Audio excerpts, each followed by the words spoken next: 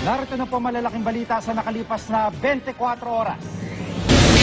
Isang Pilipino ang nakumpirmang namatay sa sunog sa isang oil rig sa Gulf of Mexico. 4 naman ang sugatan, 2 sa kanila ang kritikal. Good news naman po mga kapuso, panalo via knockout sa round 10 ang ating pambatong si Brian Dawain Punch Viloria laban sa Mexicanong si Hernan Tyson Marquez. Na itaya ang kanilang mga korona. Samantala, isang pulis umano ang nambugbog at nanuntok ng baril sa 2 lalaki sa Caloocan City na nambato raw sa bahay niya. Sa Cambodia naman, Pia, abala na ang mga lider ng iba't ibang bansa sa ASEAN Summit. Ang galing sa sakit na si Pangulong Aquino, isusulong daw ang issue tungkol sa West Philippine Sea. At eto naman po sa mga Katoliko, sinimulan na ng isang simbahan sa Quezon City ang paghahalo ng wikang Latin sa mga misa. Bakit kaya? At mga mamimili, dinumog ang mga mura at magagandang pangregalo sa Noel Bazaar sa Pasay City. Yan at iba pa mga balita ngayon na dito sa 24 Oras Weekend.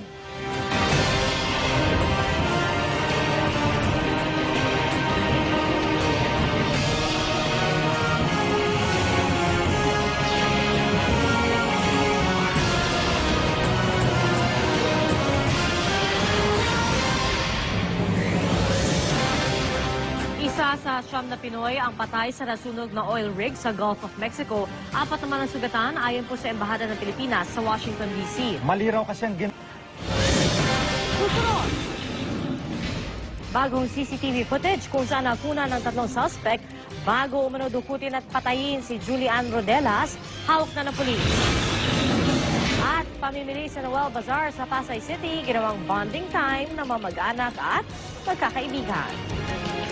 Tutok na mga kapuso dito sa 24 Oras. abangan. Mga nagpunta sa Noel Bazaar, nakapag-shopping na, nakapag-banding pa. Tutukan yan dito sa 24 Oras. Hanggang sa December 2. At yan na muna ang latest mula dito sa Pasay City. Pia, Jiggy. Maraming salamat, Katrina Son.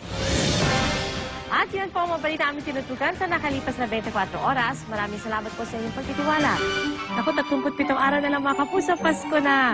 Mula po sa tahanan ng katotohanan, ako po si PR Kanghel. Ako po si Jiggy Manica, dito ang GMA. Walang kinikilingan, walang pinoprotektahan. Walang kasinungalingan sa bisyong totoo lamang.